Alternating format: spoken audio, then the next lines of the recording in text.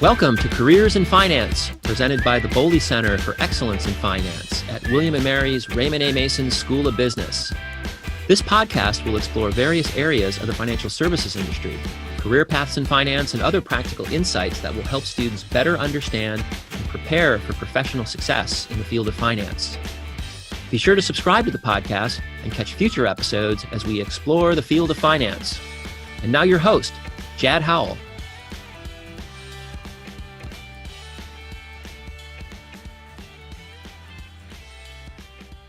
Okay, joining us today is Lang Allen, Managing Director with USAA Real Estate, where he oversees the domestic industrial logistics development platform. Lang, thank you for joining us today. It's good to have you. Well, thank you very much, Jad. I'm really happy to be a part of this. So Lang, why don't you tell us a little bit about yourself and your background for our listeners? Yeah, sure, Jad. So, I originally started my career off with CBRE in Dallas shortly after graduating from SMU with a real estate finance double major.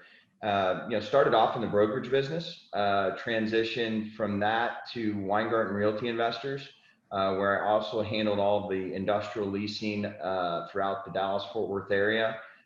Did that for about 5 years and then transitioned into an asset management role with Weingarten out of the Houston office, overseeing all of Texas except for Houston, Southern California, and Memphis. And then actually joined USAA Real Estate about 12 years ago. Spent the first little over 6 years in the asset management group, covering about half the country, and then ultimately running the entire industrial logistics asset management team to head up our U.S. development operations, again, right around 6 years ago or so, and I'm responsible for all of our development activities in the Continental 48. It's terrific. I suspect, Lang, that you are quite busy these days. If we read the headlines, especially related to commercial real estate, we typically are reading about the demise of all things retail and whether or not companies, employers are going to downsize, shrink their space requirements. Is this remote working model going to, fundamentally shift a demand for office product within the commercial real estate asset class? But the darling is industrial. And again, that's your expertise. And tell us what you've been up to today. Yeah, no, Jad. And I think, first and foremost, while there's no question that industrial and logistics properties are a focal point and a very active point, in the COVID environment we're in, I honestly would point back to the end of the GFC, is really, a attention focusing time frame for industrial. That's really when I think industrial as a whole became a recognized institutional asset class. Whereas prior to that, it was really considered a more de minimis, kind of diversification play. It didn't fall into the same categories as office, retail, and to some extent hospitality. There's no question we're extraordinarily busy today as a byproduct of COVID, but I think we were also extraordinarily busy the past couple of years as we've seen tremendous growth from e-commerce, in the post-GFC world, and in more particularly over the past 3 or 4 years. And, Lang, maybe tell our listeners a little bit about why we've seen that increased interest in all things industrial, greater acceptance as part of, an asset class that an institution might want to invest in. What has happened within that space that's led to this demand? Yeah, so it's a great question, Jad. I think, really what drove a lot of it was people's experiences during the GFC with other asset classes as compared to industrial. Two primary drivers being, you generally have mission critical facilities with respect to industrial operations or logistics operations. So they're generally the last ones that are shed from a business operation perspective. Secondly, they are far less capital intensive in most cases on a per square foot basis to re-tenant as well as to carry. So, the average operating expense carry for an industrial asset is somewhere between $1 to $2 a foot. And the average re-tenanting cost is probably in the neighborhood of $2 to $5 a foot, as compared to office properties, which can, have operating expense carries, well in excess of $15 to $20 a foot a year, and tenant improvement costs that can also be in excess of 40 to 60 or even $80 a foot. So I think, furthermore, there was, the industrial asset class, specifically Class A, was extraordinarily resilient from both an occupancy and just an overall financial health during the GFC. While our portfolio did suffer some, as did everyone's, I think we bottomed out around 87 or 88% overall occupancy in the operating portfolio that USAA had at the time. And that was only for 2 quarters, and then continued operating north of 90%. That has been the case since the GFC through today, where we currently are operating just shy of 99% occupancy on our stabilized portfolio of assets, not including those assets that are actively under development that we could not actually lease. That's amazing, 99% occupied. Talk to me a little bit about, obviously, COVID and it's been called an accelerant of many things, one of which is, moving all things online, in particular, groceries, shopping, Amazon, and others have really been the beneficiaries. And I know you've got a deep relationship with Amazon that we'll speak to here in a moment. But talk to our listeners a little bit, if you would, about how e-commerce has been accelerated as a result of the pandemic and its impact on the industrial space. Yeah, so, obviously, COVID, presented a challenge for all of us, right? I mean, the concept of, going into a grocery store and picking up goods, at your leisure, was basically, completely inhibited, as shutdowns took place across the country and consumers were forced to buy and procure assets through different mediums. I think, many of the large retailers were building out, with the exception of Amazon, as you mentioned, e-commerce execution platforms, but had, for the most part, and in many cases, struggled. Many of them were focused on click and collect, which is, order online, go pick up in store, or some sort of other, multi-channel medium for e-commerce. COVID really required them to shift that entire model. Not to say that they couldn't pull up in a store and pick things up, but there weren't dedicated, online pickup delivery there that didn't exist in restaurants for the most part. There very few of the grocery stores had a dominant share of their parking area dedicated to that type of execution. And so it really forced the retailers and the consumers to adopt different ways to shop. The analogy that I use is, I can't imagine how many different parents and grandparents, and including my own, that I have had to teach how to use Amazon. And, the e-commerce adoption rate, as it's referred to in the industry, grossly accelerated as a byproduct of COVID, many times exceeding what the out year projections were for 3, 4, or 5 years from, January of 2020. That's just remarkable to think about. You mentioned Amazon, and I know you have a deep relationship with them. Can you maybe describe what Amazon's response has been as kind of a leader in this space, right, for all things e-commerce and in distribution? Talk to us a little bit about how they've responded and what has trickled down to you and USAA Real Estate to support what they're trying to now accomplish through and beyond this pandemic. Yeah, so, it was actually, very interesting, Jad. Early portions of the pandemic, I think, Amazon and most retailers, hit what was the pause button, right? They evaluated, what is this going to mean for our business? I don't think anybody necessarily, was able to calculate whether it would be positive or negative. So we did see, across our industrial portfolio, what I would say was a pause in that March and April timeline, where companies evaluated what was viable, what was not viable. Transactions were placed on hold. We did the same thing. If we were committed to projects and under construction, we continued with them. If we had the ability to somehow delay them, that's what we did. So our industry as a whole did that for about 60 or 90 days. And once we started to see, specifically many of the e-tailers, and even some of the conventional retailers, acknowledging that their ordinary distribution networks and models that to execute on e-commerce didn't work or were inadequate for the amount of demand they were experiencing. They committed to expanding that network significantly. And I think you may have alluded to it a little earlier in the call. We are seeing an unprecedented demand from the e-commerce users, as well as traditional retailers and just general industrial users, third-party logistics providers, and others, in terms of their need and demand for warehouse space to service not just e-commerce, but also increased inventory levels. I always used to joke early in my career. I said, my entire industry would be obsolete if just-in-time delivery were capable and worked, right? We would not have to warehouse anything, right? If everybody had a 3D printer, we could eliminate all the warehouses across the world, and we would just get what we wanted when we wanted it.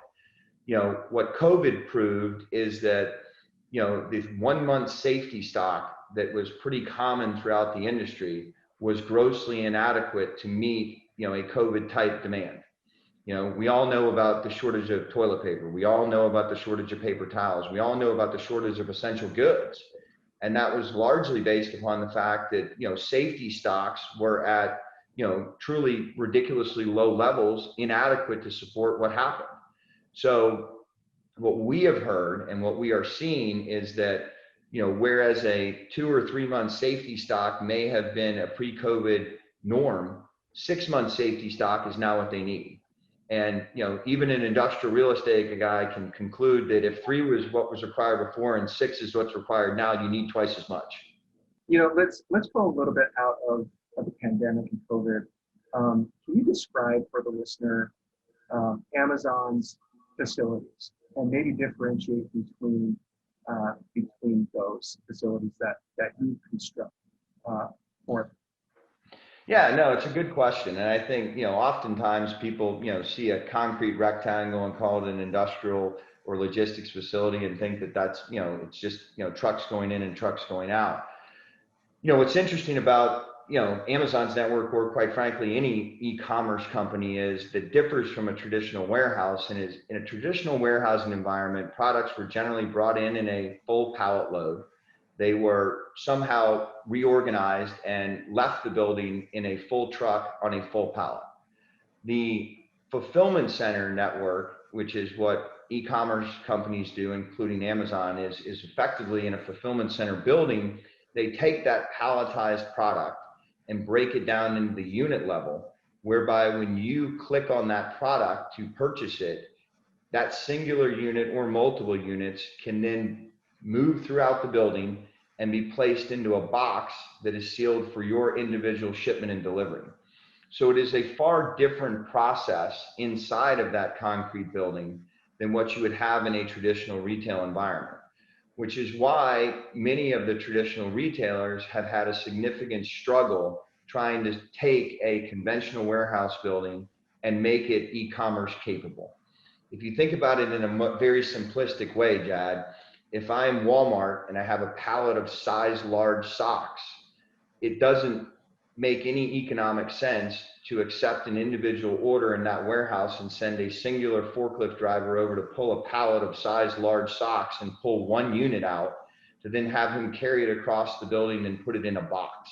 So when you think about it in that context, what it requires companies to do is really build out a completely separate facility and network to accommodate the ability to take a pallet, break a pallet into a unit, and fulfill an individual order that you have placed, hence the term fulfillment center. And, I've been inside these facilities with you and others. Can you describe a little bit for the listener what the inside of these facilities look like in order to accomplish what you've been describing in terms of processing and fulfillment?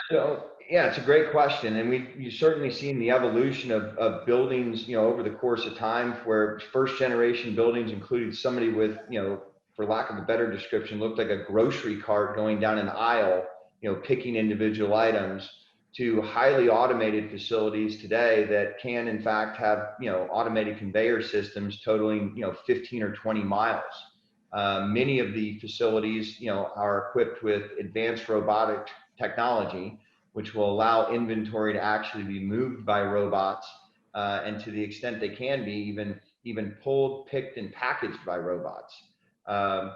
Just the individual package sortation capabilities, the automatic label reading on conveyor systems is quite frankly astonishing, such that, as packages are packaged and they are labeled, the individual outbound boxes are separated by conveyor systems into individual semi trucks that service certain specific areas of the region or the country for that matter. And with the potential for driverless vehicles, you can see a potentially fully automated robotic process in terms of fulfillment and delivery. Eventually, tell me a little bit about your thoughts on how this all impacts the employee base. Do you see these robotics and advancements in technology ultimately cannibalizing what otherwise would have been a job for an actual individual? So it's a great question, and I would say that in general, many of these e-commerce facilities, while they have added significant robotics capabilities, we have not seen a significant decrease in the human FTE counts. In fact, we've actually seen the FTE counts in many of these buildings increase, because what the robotics has actually enabled them to do is increase productivity. And with that increased productivity of total volume of packages, even though that would naturally say, if I was using the same number of packages, I could have reduced my employment count. What we've seen, however, is the inverse, which is they've increased the number of packages and increased the number of employees along with it. So you use less employees per package, but you have a significant number more employees, or the same number of employees that you may have had in an older, more traditional type of building, because you still need the employees. Lang, I just want to pull back a little bit too, and maybe for the listener, describe, typically in the field of finance, investment banking, consulting, corporate finance, these are the traditional career paths for our listeners and for the students. Talk a little bit about the commercial real estate alternative asset class, how you found your way. You mentioned earlier that you also have a finance degree, and how, that career path that you have chosen has led you to industrial development. Yeah, no, Jad, it's a great question. It's one that, quite frankly, I have, rather frequently as I interview, analysts and rotational analysts and new people join the firm. The natural progression for most people, at least what they think when they come out of, graduate school or undergraduate with a finance degree, is that they want to be focused on development or acquisition activities. My personal recommendation to them is to gain some level of ground floor operating experience within the real estate, because that really provides them a much more well-balanced foundation to do the appropriate level of underwriting for both development and acquisitions. And what I mean by that is really what we at USA Real Estate refer to as asset management, which is the physical operation and running of a real estate asset or a portfolio. And what I remind people constantly is, the development and acquisition underwriting is only as good as the people that could actually do it on the ground floor. And the people that actually have to do it are the people in asset management. So one of the things we've implemented at USA Real Estate a number of years ago, which is I was instrumental in influencing, is what we refer to as a rotational analyst program. Because I think it's very important for young people entering the commercial real estate industry to understand and have some level of experience with all the different components. So we actually take our individuals and rotate them every 6 months through various departments in our company, so that they can better understand the different phases of commercial real estate, what different departments operate and how they fit together. And quite frankly, I think it has generated a tremendous education for those people. And we have seen a far better, more well-rounded group of people come into permanent employment with us. And those departments are generally development, acquisitions, portfolio management, and asset management, which are the 3 key food groups to operating commercial real estate properties. No, that's terrific. The concept of a rotation program and allowing entry-level employees as well to understand what their preferences are, and how these various job descriptions align with their own skill sets and specialties and strengths. That makes a lot of sense. So how did you break through this industry? What did your first job look like? How did you find it? Especially for a student today who's living in these unprecedented moments and times, right, of a pandemic, and they're looking to secure employment, desired employment. How did you break through? And then from there, maybe talk a little bit about what you would propose they be thinking about and doing to really separate themselves, distinguish themselves, to secure their desired employment. Yeah, no. And so, the answer that I always give people is, how did I get in industrial real estate? It was the shortest line. And that is the honest truth. Having graduated from SMU, I had some exposure to the brokerage business and other, peers that had gone into the brokerage business. And so, I went to work for CBRE. After a series of interviews, I was hired, and I remember sitting with Rand Holman, and Rand's like, "I'm hiring you. What do you want to do?" And the only thing I knew at the time is I said, "Well, I'll do office or retail." And he said, "Well, I had no openings in either of those two disciplines. What do you know about industrial?" And I said, "I don't know anything, but I guess if that's where you have an opening, that's where I'm going to work." Quite frankly, today I count myself as blessed as to, having the opportunity to do that. I was an engineering major for the first 2 years of my career. So, stepping into, something that was industrial actually worked out very well for me. I then progressed and continued in a brokerage capacity, really, cutting lease transactions on a day-to-day basis, working for Weingarten Realty. I think both of those experiences on the brokerage side of the business were invaluable, because you actually get to appreciate and understand that somebody on the ground has to sit across the table from somebody else and try to make a reasonable deal. And each situation is a little bit different. I always remind people that every piece of real estate is unique and finite. And so, somebody and every person is a different individual. So somebody may be willing to pay you a little bit more to have a corner spot here, or a little bit more to be, in a different location. So in a brokerage capacity, you're really tasked with managing that individual personality, the ownership needs and desires, and return thresholds. And then you're doing it at a little bit higher level in an asset management capacity, whereby you're actually overseeing the property management personnel and the leasing personnel. So, my career path, I think, was not overly unique in that, I went from brokerage to asset management, which is something I am seeing far more frequently today. The asset management to the development role, was one that came fairly naturally to me, because I understood and dealt with most of our tenants on a day-to-day basis in an asset management role. And I had understood what their needs were coming out of the brokerage business, or I was comfortable dealing with them in that respect. And then, shifting that over and adding the complexity of building a building just adds another layer to it. So you're kind of building blocks, right? You're climbing a ladder. Yeah. I mean, I look at them now, Jad, as we're talking through this in hindsight, the brokerage side of it gives you the experience of how to negotiate with people. The asset management side gives you the experience to operate the real estate and while still negotiating with people. And then, the development side of it just brings yet another piece to that puzzle that, now you can take a relationship with a person, and understanding of what the needs and returns parameters need to be from an asset management perspective, and what the pitfalls of operating real estate to make the best possible development transaction deal. You've been talking a lot about relationships and the ability to negotiate, to interact, to communicate face to face. Talk to me a little bit about how relationships and developing those relationships, both before your entry-level position into this industry and then throughout your industry. How has it impacted your career?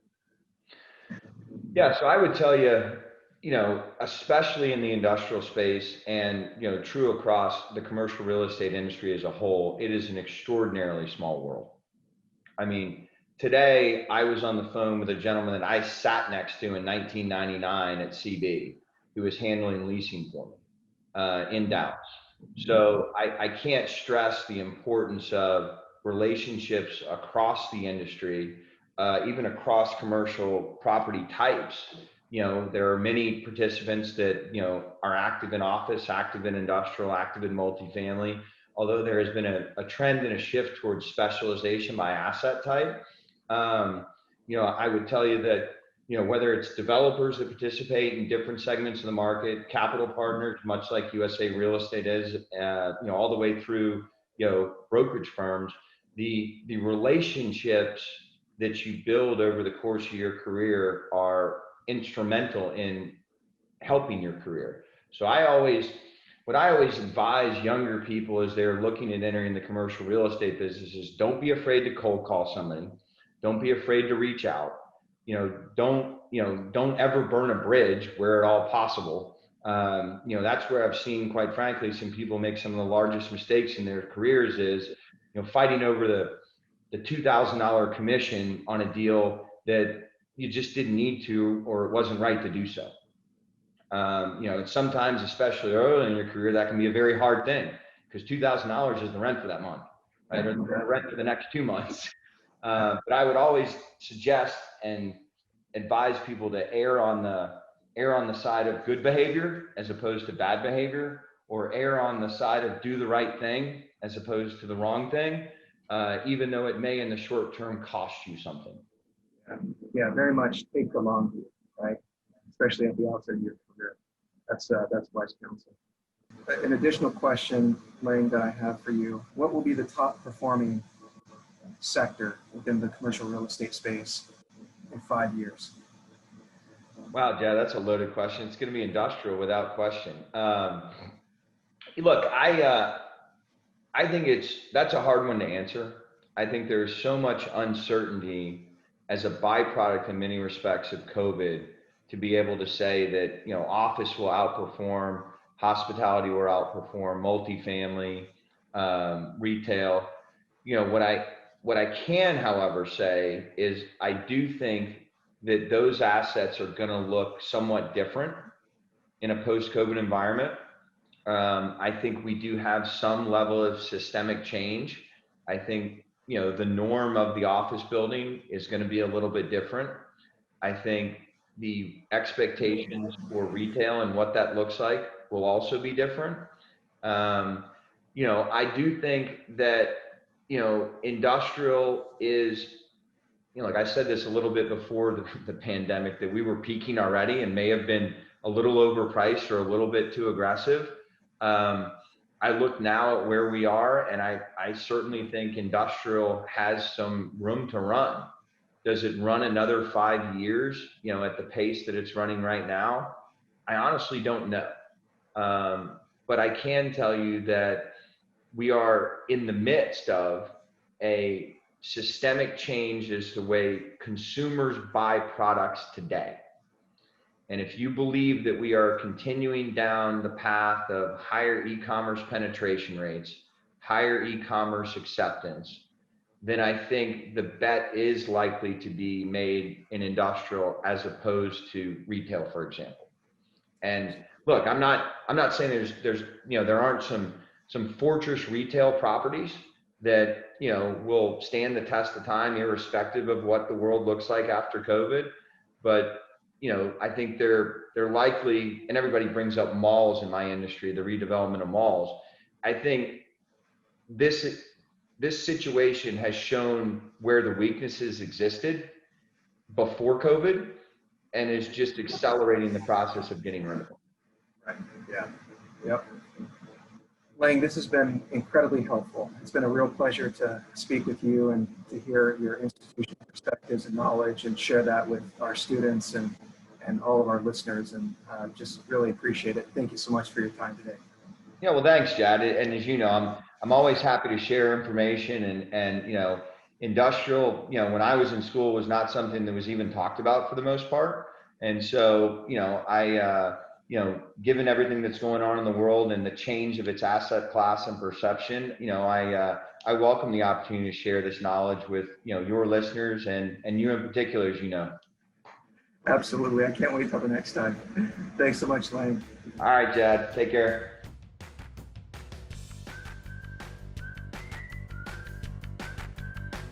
Careers in Finance, presented by the Boley Center for Excellence in Finance, is a production of the Raymond A. Mason School of Business at William & Mary.